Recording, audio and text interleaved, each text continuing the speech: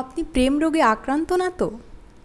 ভালোবাসা ও প্রেমকে বলা হয় পৃথিবীর শুদ্ধতম আবেগ। এই আবেগে ভাসেননি এমন হৃদয় পাওয়া কঠিন, নেই বললেই চলে। প্রেমের জন্য জীবন দিয়েছেন এমন অনেক উদাহরণও ইতিহাসে জ্বলজ্বল করছে। ভালোবাসার মানুষকে পাওয়ার মাঝে যেমন এক পৃথিবী সমান আনন্দ আছে, ঠিক তেমনই না পাওয়ার মাঝে আছে সীমাহীন কষ্ট। আবার যাদের দুই হাত এক হয়, একটা সময়ের পর তাদের বন্ধনেও ফাটল ধরতে পারে, ছেদ দেখা দিতে পারে।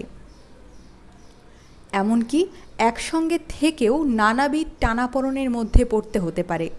এমনটা হয়ও। যেমন ধরুন, কম আত্মসম্মান বোধ, পাগলের মতো ভালোবাসা, কড়া নজরদারি, সঙ্গীর প্রতি প্রচণ্ড ব্যাকুলতা, অস্বাভাবিক মোহ ইত্যাদি। কোনো প্রেমিক প্রেমিকা কিংবা স্বামী স্ত্রীর মধ্যে যদি এ ধরনের উপসর্গ দেখা দেয়, তাহলে মনোবিদরা ধরে নেন উক্ত ব্যক্তি অবসেসিভ লাভ ডিসঅর্ডারে আক্রান্ত। এ রোগীকে কেউ কেউ প্রেম নামের অসুখের সঙ্গেও মিলিয়ে থাকেন। যারা অবসেসিভ লাভ ডিসঅর্ডারে আক্রান্ত, তাদের মধ্যে আরও যেসব লক্ষণ দেখা যায় তা হলো অন্যের সামনে সঙ্গীকে অসম্মান করা, আত্মীয়দের থেকে নিজেকে দূরে রাখা, সঙ্গীকে পৃথিবীর একমাত্র আশ্রয় ভাবা, নিজের মানসিক দুরবস্থার বিষয়ে সাইকোলজিস্টের সাহায্য নিতে না চাওয়া ইত্যাদি। অর্থাৎ প্রেম বা ভালোবাসার নামে যখন কড়া শাসন, নজরদারি কিংবা মাত্রাতিরিক্ত ভালোবাসা প্রকাশ পায়, তখন সেটি আর প্রেম থাকে না, হয়ে যায় অসুখ।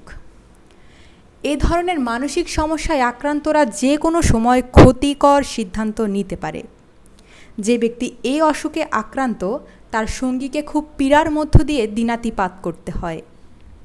তিনি যেন আক্রান্ত ব্যক্তিকে ছেড়ে যেতে পারলেই বেঁচে যান। মনোরোগ বিশেষজ্ঞদের ভাষ্য, জাতীয় মানসিক স্বাস্থ্য ইনস্টিটিউট ও হাসপাতালের মনোরোগ বিশেষজ্ঞ ডাক্তার হেলাল উদ্দিন আহমেদ গণমাধ্যমকে জানান, একজন মানুষ যখন আরেকজনের উপর অভিভূত হয়ে যায়, তাকে সবসময় রক্ষা করতে চায়, তার প্রতিটি জিনিস নিজের নিয়ন্ত্রণে রাখতে চায় এবং অপর পক্ষ থেকে উপেক্ষা, নেতিবাচক কিছু গ্রহণ করতে পারে না, তখন এটি অবসেসিভ লাভ ডিসঅর্ডার হয়ে যায়। এ ধরনের ভালোবাসায় সম্মান ও বিশ্বাস থাকে না, থাকে শুধু অন্তরঙ্গতা ও অধিকার। এখানে পজিটিভনেস বেশি থাকে। অবসেসিভ লাভ ডিসঅর্ডারে ভোগা ব্যক্তির কম আত্মসম্মান বোধ থাকে বলে সাড়া না পেয়েও বারবার সঙ্গীকে টেক্সট, মেসেজ, কল করতেই থাকে। তিনি জানান, এ ধরনের ডিসঅর্ডারে আক্রান্ত ব্যক্তিরা যদি কোনো কারণে উপেক্ষার শিকার হন কিংবা অপর পক্ষ থেকে নেতিবাচক আচরণ পান, তাহলে তারা নিজের ক্ষতি করতে পারেন, নিজেকে আঘাত করতে পারেন, এমনকি আত্মহত্যাপ্রবণ হয়ে যেতে পারেন। সুস্থতার জন্য যা প্রয়োজন, সঙ্গী যদি অতি আবেগী বা মোহগ্রস্ত হয়ে পড়েন, তাহলে তার মানসিক স্বাস্থ্যের যত্ন নিতে হবে। তাকে বোঝাতে হবে অতিরিক্ত মোহ ও ভালোবাসা আদতে ভালোবাসা নয়। অতিরিক্ত শাসন, বারণও ভালো নয়, এতে সম্পর্কে ক্ষতি। সঙ্গীকে পৃথিবী ভাবা বন্ধ করতে হবে। এর বদলে অন্যদিকে মনোনিবেশ করতে হবে, নয়তো সঙ্গী কখনো ছেড়ে গেলে আক্রান্ত ব্যক্তি আত্মঘাতী হয়ে উঠতে পারে। ভালো বই পড়া, সিনেমা দেখা, গাছ পরিচর্যা করা, পোষা প্রাণীর খেয়াল রাখা ইত্যাদির মাধ্যমে অসুখে ভোগা ব্যক্তি ব্যস্ত থাকতে পারেন। ব্যায়াম, মেডিটেশন, মিউজিক থেরাপি ইত্যাদির মাধ্যমেও ধীরে ধীরে স্বাভাবিক অবস্থায় ফিরে আসা সম্ভব।